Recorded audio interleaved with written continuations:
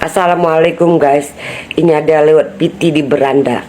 Katanya ya, papanya si Egi mengorbankan anaknya, itulah Pak Ibtu Rudiana.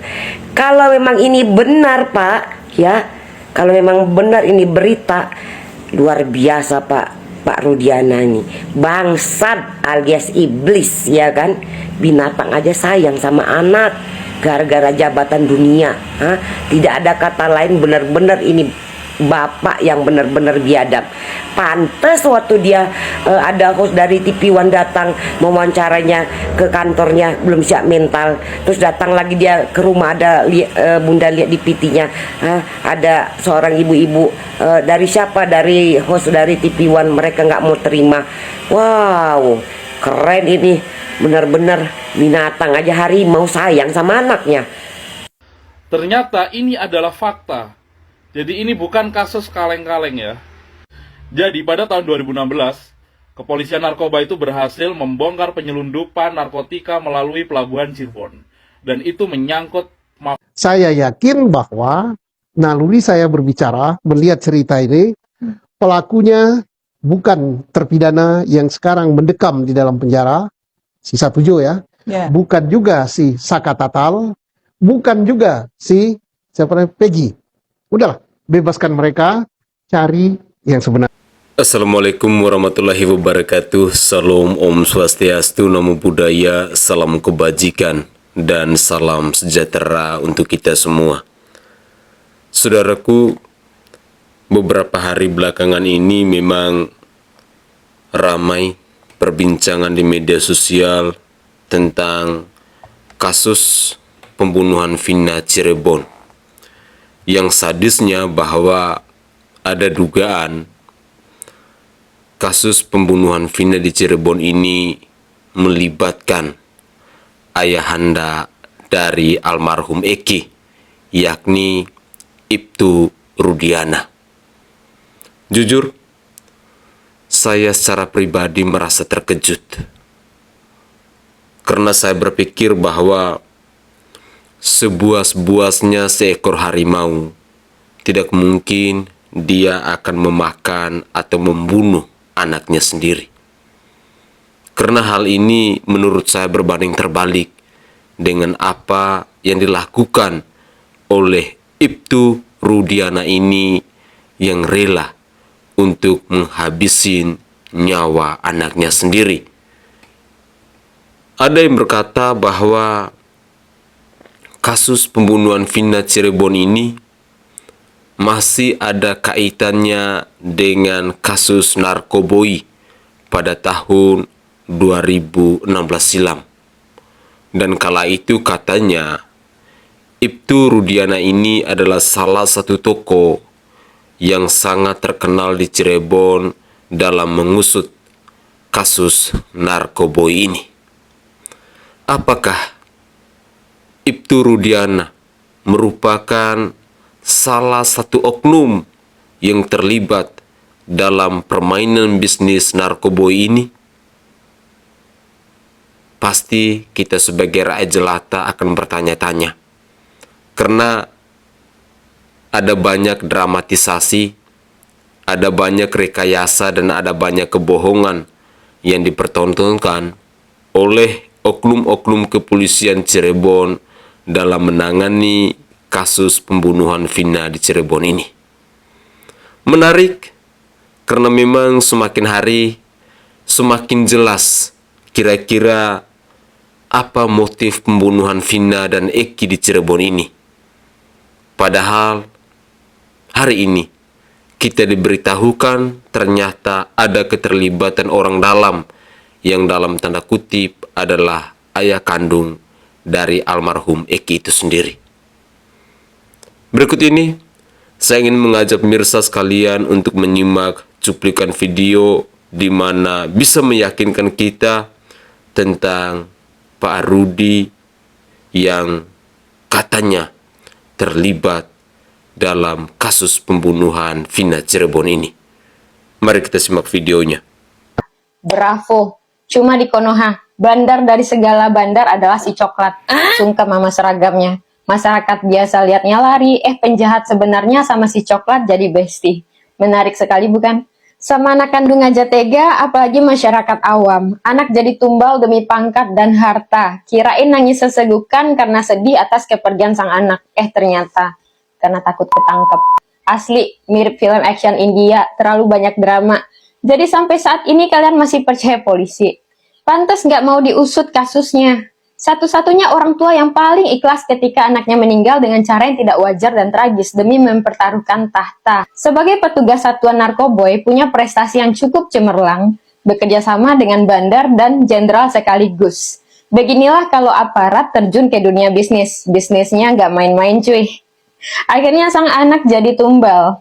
Dan ternyata yang menyuruh menangkap Peggy Bangunan ini, korban salah tangkap itu, adalah ayah Eki sendiri loh, Ibtu Rudiana. Agar 3 nama DPO itu hilang lenyap gitu aja. Eki sungguh bangga padamu Pak Rudiana. Demi membela rekan bisnis yang telah membunuh anaknya sendiri, apa saja dilakuin. Jadi kira-kira siapa yang bisa menangkap jenderal? Beginilah kalau hukum dimandatkan kepada orang disabilitas. Mereka terlihat sempurna fisiknya, cerdas akalnya, tapi cacat nuraninya. Apa yang bisa diharapin dari penegak hukum yang buta, tuli, bisu? Mereka akan membabi buta pada orang yang mengkritik dirinya, pada orang lemah dan menganggap ini hinaan. Ini pelajaran Pak Polisi. Semua ada harganya, pangkat, jabatan, kehormatan. Kalau kalian dapat dengan cara yang tidak baik, itu akan kalian bayar suatu saat nanti. Bahkan dengan nyawa bayarannya. Tragis bukan? Saya bicara pada oknum polusi, yang kalau dikumpulin bisa satu provinsi. Bukan keseluruhan sih, tapi rata-rata semuanya begitu. Semoga kejadian ini jadi renungan. Itu pun kalau masih punya akal sehat. Gak munafik hidup butuh duit, tapi ya gak gitu juga kali cara dapetinnya. Ingat sumpah yang Anda ucapkan. Serapat apapun bangkai itu disimpan, akhirnya tercium juga. Boleh karang berita apa aja, tapi Tuhan tahu kebenarannya. Sekarang masyarakat mulai bingung. Ngadu ke siapa, percaya pada siapa. Gak tahu cara menghormati Anda bagaimana.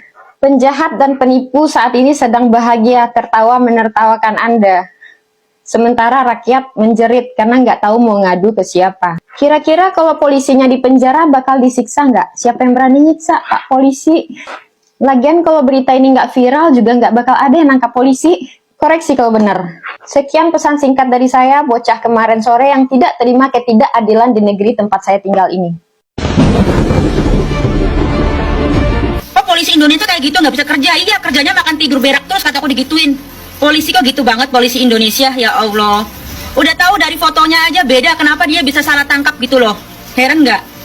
Jadi dia nggak berani, karena si polisi Indonesia ini nggak berani nangkap anaknya orang berduit ini, Peggy Perong yang asli, yang mukanya bersih itu, yang rambutnya keriting itu. Kok beda banget sih kerjanya sama polisi Taiwan? Polisi Taiwan nggak kayak gitu loh.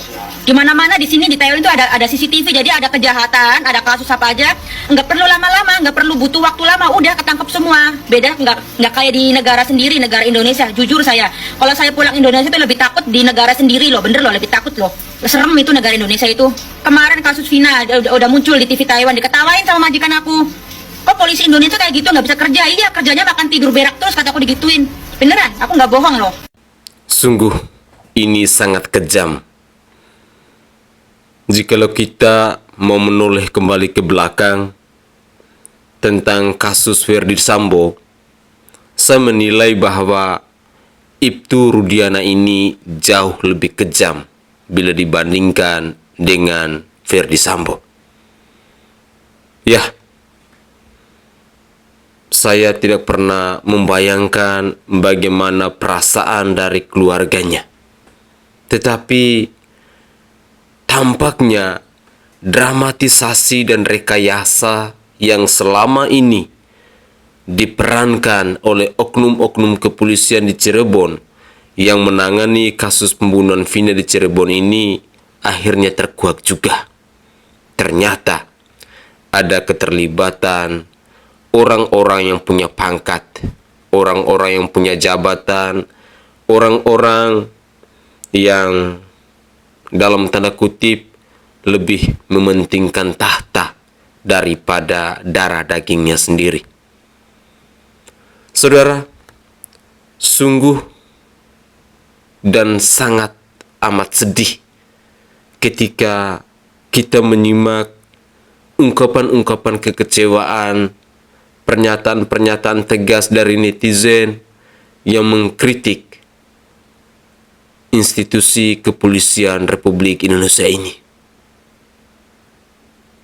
Ungkapan kekecewaan dan kritikan-kritikan pedas ini, saya secara pribadi menilai merupakan bentuk atau cara dari rakyat Indonesia dalam merespon ketika oknum-oknum kepolisian ini sudah tidak benar dalam menjalankan tugasnya. Selama ini kita berpikir bahwa polisi itu tugasnya untuk mengayomi, untuk melindungi, untuk menjaga masyarakat Indonesia. Tapi ternyata kali ini berbanding terbalik.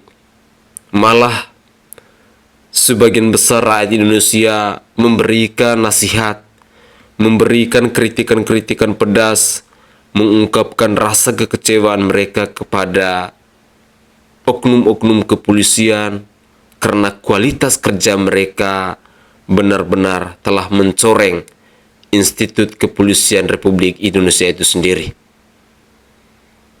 Ketika kita mendengar bahwa ada pernyataan berita ini sudah viral di dunia, di mancanegara, tentu dunia luar pasti akan menertawakan bagaimana kualitas kinerja dari oknum-oknum kepolisian di bangsa kita. Memalukan, ya, pasti.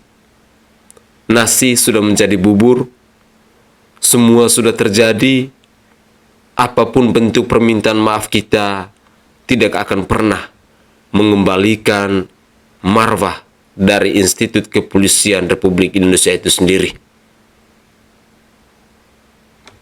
Saudaraku sebangsa dan setanah air, dalam beberapa menit ke depan saya masih menyajikan komentar dari netizen terkait dengan kasus Vina Cirebon yang mengungkap kebobrokan, yang mengungkap kemunafikan, yang mengungkap rekayasa dan lain sebagainya dari oknum-oknum kepolisian di Cirebon yang pada akhirnya membawa dampak buruk untuk kepolisian Republik Indonesia. Mari kita simak bersama-sama. Kira-kira rating polisi sekarang berapa ya? Oh, sorry, saya nggak menghina loh Pak, apalagi menjatuhkan harkat dan martabat Bapak polisi yang emang nggak ada harkat di mata rakyat saat ini. Oh, salah ya, koreksi kalau benar. Seorang pemuda diciduk polisi usai tulis komentar yang menghina Kapolres. Wah, aplaus dong buat polisi sekarang, gercep banget. Cuma gara-gara komentar loh, langsung kena pidana. Apalagi saya nih yang buat video, ketar-ketir nggak tuh? Enak ya kalau hukum dalam genggaman. Kira-kira kalau jenderal yang hina bakal diapain ya kira-kira? Tetap hormat kan? Gak bakal masuk berita. Kalau kayak gini aja, cepat banget. Yang di Cirebon 8 tahun loh Pak, gak ketangkep. Motor orang hilang, orang ditipu, lapor ke Bapak, didiemin aja. Jadi jangan salahin rakyat yang udah terlanjur kecewa sama Bapak. Dia jujur dan berani loh Pak. Unek-uneknya keluar dari hati yang paling dalam. Netizen sekarang semakin paham hukum di Konoha. Jadi jangan kaget ya, kriminalitas, kejahatan terjadi di mana-mana. Bahkan mungkin di keluarga kepolisian sendiri. Ya karena mereka tahu nggak bakal ditangkap. Bapak nggak tahu penjahat sekarang mencibir dan merasa dirinya lebih pintar dari Bapak karena nggak ketangkap-tangkap. Dan rakyat udah malas ngarep banyak karena emang nggak bisa kerja. Harusnya pihak kepolisian sadar ya kinerjanya sedang dipertanyakan. Bukan malah balik tersinggung dan nangkap orang lemah yang berkomentar seperti ini. Nggak ada yang bakal komentar kalau emang kinerjanya bagus. Ini enggak. Hukum kalian yang pegang, kalian sendiri yang lecehkan hukum tersebut. Ya, karena kalian sendiri penegak hukumnya. Katanya ini negara demokrasi. Lah kok baperan dengan keluh kesah rakyat sendiri. Dianggap sebagai penghinaan, kriminalitas. Kalimat kami siap melindungi dan mengayomi, apa itu cuma tulisan Pak? Ini masih di dunia loh, Anda masih punya seragam, Anda punya kuasa. Tapi ingat, jabatan nggak dibawa mati Pak. Malaikat nggak bisa disogok. Nggak kebayang siksaan polisi seperti apa dan bagaimana nantinya. Ya, tapi pikirannya kayaknya nggak nyampe sana deh. Yang penting perut saya kenyang, hidup saya tenang, saya bisa makan. Yang penting naik pangkat meskipun salah tangkap. Gitu kan ya? Betapa banyaknya orang yang nggak salah yang ditahan, disiksa sama polisi hanya agar kelihatan mereka kerja. dan pekerjaannya selesai. Kalian nggak pakai helm aja nih, bakal gesit tuh dikejar polisi sampai dapet. Tapi giliran kasus-kasus besar, udah deh, kalian ambil saja hikmahnya. Kena tipu ngadu polisi pasti disuruh ikhlasin aja. Motor kalian hilang, pasti disuruh cari sendiri. Dan balik nyalahin, ngapain kalian ceroboh, ngapain kalian bodoh, naruh motor sembarangan. Tau nggak guys, teman gue baru aja ketipu 48 juta, ngadu sama polisi, nggak direspon. Ya direspon pun cuman kayak ambil hikmahnya aja. Lain kali hati-hati ya. Cuma dapat nasihat. Keluarga gue juga abis ditipu kemarin. Jadi pas mau ngadu nih ke polisi, terus ngancam si penjahatnya. Tahu nggak respon penipunya? Lo kira polisi kerja?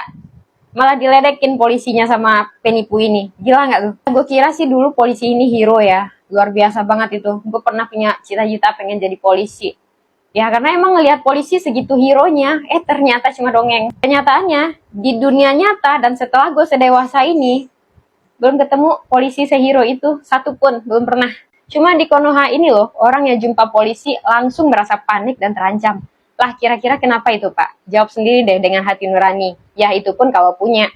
Kalau nggak ada, ya bakal anggap ucapan saya ini penghinaan dan balik nuding. Dan keluarin tuh UUD penyiaran, UU ITE, dan keluarin deh semua undang-undang yang melindungi sistem bobrok negeri ini. Kalau perlu tangkap semua rakyat aja Pak, karena emang rata-rata yang saat ini menghina Bapak. Nggak percaya? Baca deh kolom komentar. Hormat saya kepada Kapolres baik hati di luar sana, itu pun kalau ada. Emang miris ya tinggal di Konoha. Berasa di India guys. Ketika kita melihat, kita menyimak semua komentar dari netizen yang sudah saya sajikan ke hadapan pemirsa sekalian, memang tidak salah bila pada akhirnya seorang Presiden Joko Widodo, beliau harus angkat bicara, beliau harus meminta kepada Kapolri Listio Sigit Prabowo untuk menangani kasus pembunuhan Vina Cirebon ini dengan seadil-adilnya, dengan sebenar-benarnya. Dan pada akhirnya Pak Kapolri Listio Sigit Prabowo juga sempat memberikan teguran keras, memberikan peringatan-peringatan keras kepada oknum-oknum kepolisian yang tidak becus dalam menjalankan tugasnya. Tetapi sedikit saya mau katakan, mungkin ini adalah ungkapan dari hati saya, bahwa saat ini rakyat memang sudah hilang respek, hilang kepercayaan kepada oknum-oknum kepolisian yang ada di negara kesatuan Republik Indonesia ini. Karena dalam penanganan kasus pembunuhan Vina di Cirebon yang menjadi topik viral sudah hampir sebulanan ini, tentu ini membuktikan kepada kita bahwa penanganan dalam kasus pembunuhan Vina Cirebon ini memang benar-benar tidak serius. Bagaimana tidak, kita masih mendengarkan ada isu salah tangkap, dan salah tangkap ini ramai diperbincangkan ketika Peggy alias Peron ternyata hanyalah seorang kuli bangunan. Pertanyaannya, kok sampai selama itu?